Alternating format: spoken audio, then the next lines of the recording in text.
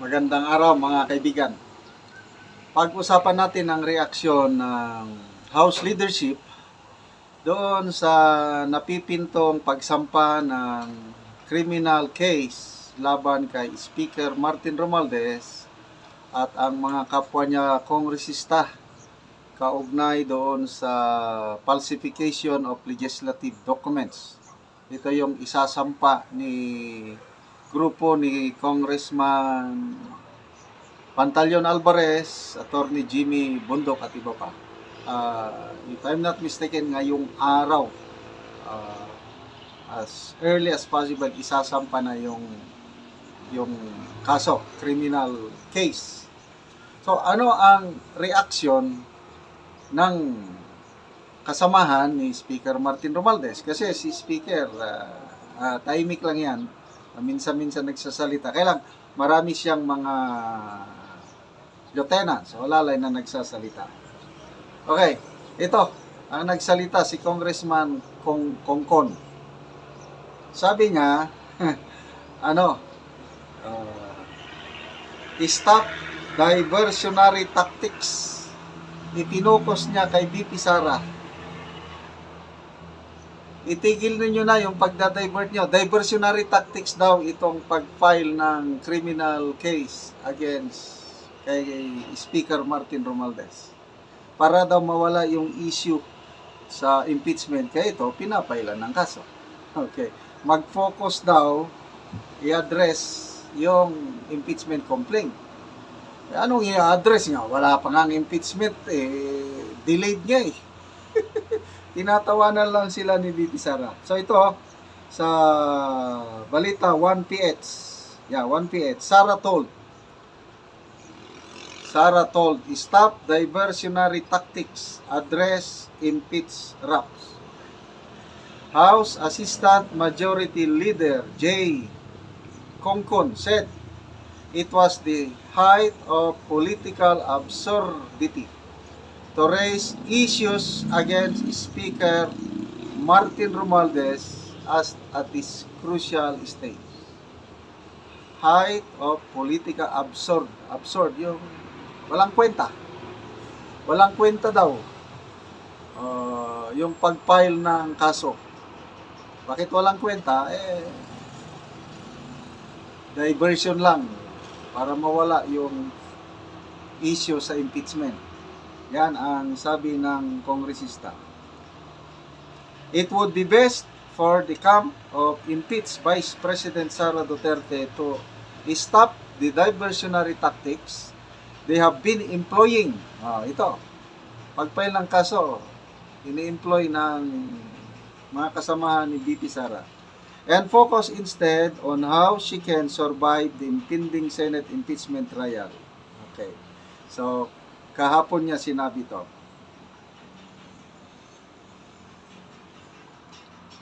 Okay, ito yung exact statement ni Congressman Kongkon. There is nothing more than a desperate move. This is, yung pag-file ng kaso, this is nothing more than a desperate move to discredit the impeachment process.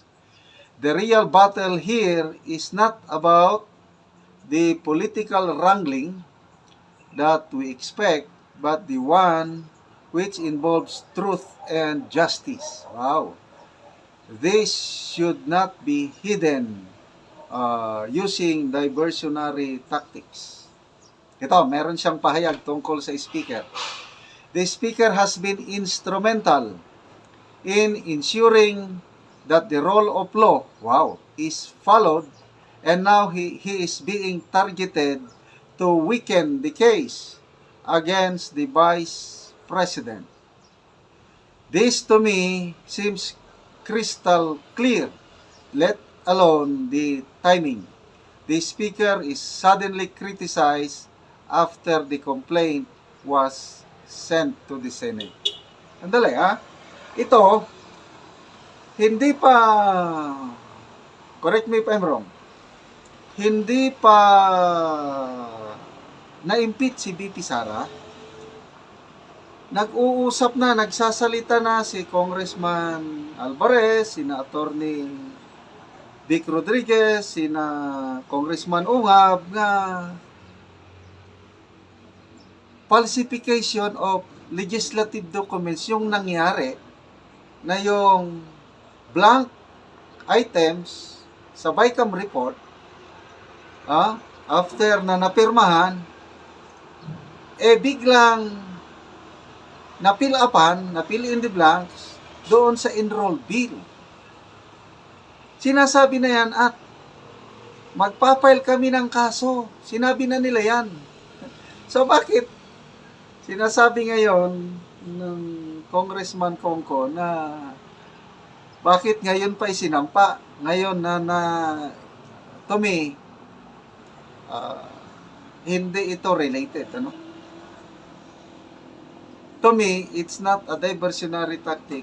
Ito talagang ginampanan lang ni na Congressman Pantaleon Alvarez. Tinupad lang nila yung salita nila na kakasuhan nila ang mga involved. So, ang BP Sara nakahanda na harapin. Tinatawanan lang niya nung sabi niya paghandaan. Tinatawanan lang niya.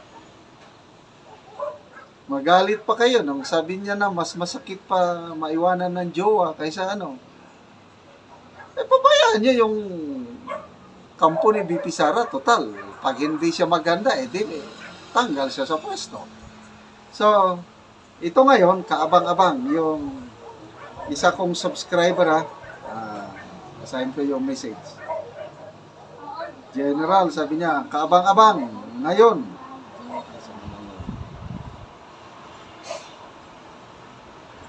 May nag-message sa akin kanina Ito. Ano ba yung? Kaabang-abang. Yan. Kaabang-abang. Nag-message siya kagabi, Sunday.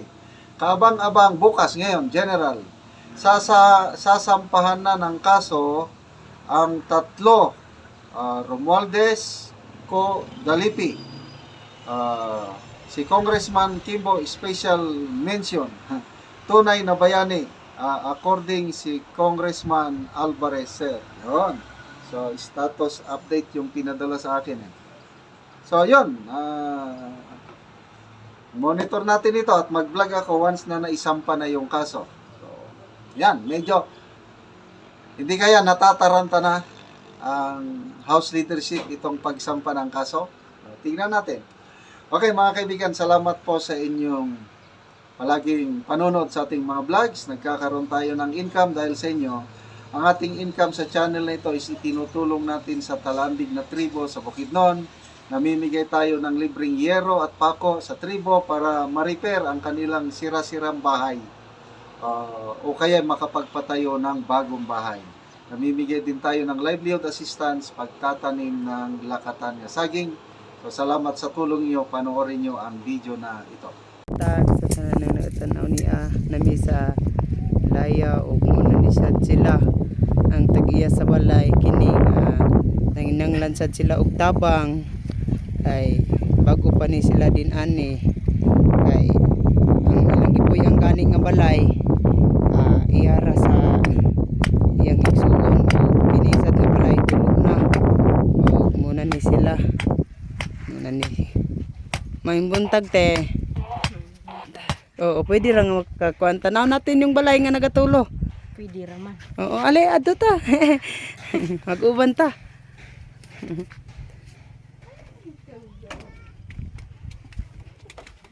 Muna ni ang balay nga inyong gipuy-an. Kuan na gid siya. Buslot na. Oo, nagisi na gid ang hero. Buslot. Mura nag mga bituon. Nga makita.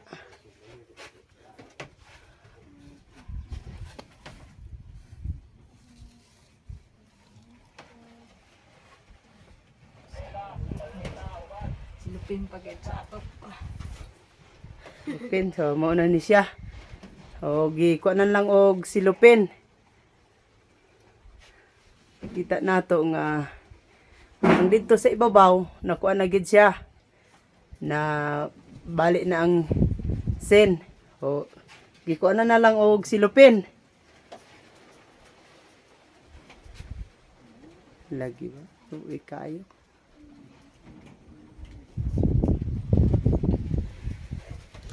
Oo. Silipin niya. Unsa man ang imong mga istorya karon nga inani man gid ang inyong balay. Ngayon Nga. tabang. Oo. Aron may lisdan og sin. Oo. Pila man kabuki mong anak? Upat. Upat. Oo. So lisod gyud ba nga magka Dabi kong magtulo, asa man mo matulog? Ah, diri ra man tulog. Mm. Salog. Sa salog. Lagi ba? O, kuha na gid kayo. Di pagid sa inyong kusina na kung maglungag mo, Sa dito man tulog sa abo. Kuan. Ang plato pantupadon. paro na lang ninyo ka ng inyong mga plato. Kana. Lagi ba? Kumay kayo mabalay. Gamay kay nga balay. Dayon, gamay nga balay, din nagatulo pa. Tulo pa. Mm-mm. Tangan nang silupin aron nil magtulo. Silupin ang gibutang. Lagi ba? Pait yun ning patay katulugan halos. Ay, asa ka padulong, nasa dang ulan. Lagi. Nakita naman ang inyong balay nga ingon ani, matagaan na mo gero. Ba, unsa man yung kasulti? Nalipay ka. Sige, mo namang mo naman yung inyong balay na katulo namang gyud. Kini. Matagaan na gyud mo. Sige, mora to, salamat eh. Salamat.